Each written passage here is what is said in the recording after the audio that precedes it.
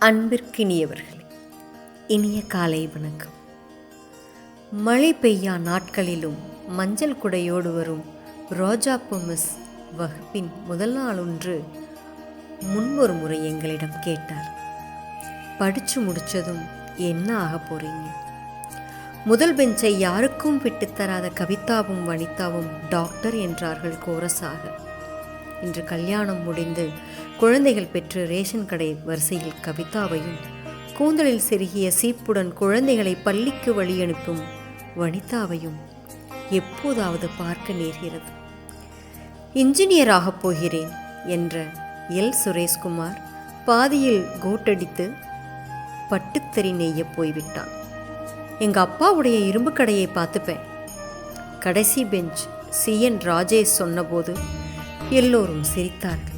இன்றவன் new ஜெர்சியில் மருத்துவராக பணியாற்றிக் கொண்டே நுண்ணுயிரியலை ஆராய்கிறான்.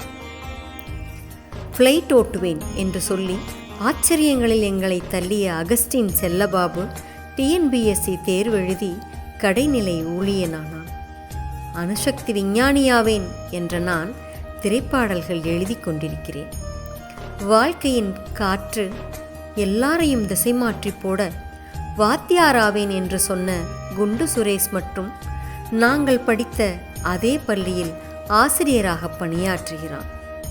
நினைச்ச வேலையே செய்கிற உனக்கு எப்படி இருக்கு மாப்பிள்ள என்றேன். சாக்பீஸ் துகள் படிந்த விரல்களால் என் கையை பிடித்து கொண்டு, படித்து முடித்ததும் என்ன ஆக போறீங்க என்று மட்டும் என் மாணவர்களிடம் நான் கேட்பதே இல்லை என்றான். இது நான் முத்துக்குமாருடைய வரிகளை எனக்கு ரொம்ப பிடிச்சது.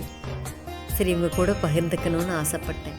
அதுதாங்க, எல்லாருக்கும் எல்லா நேரத்துலேயும் நம்ம நினச்ச மாதிரி ஆக முடியறது இல்லைங்க. இருந்தாலும் கிடைச்ச வாழ்க்கையை நினச்ச மாதிரி மாற்ற முயற்சி பண்ணுவோங்க. சரிங்களா? நாளை சந்திப்போம் தோழமைகளே.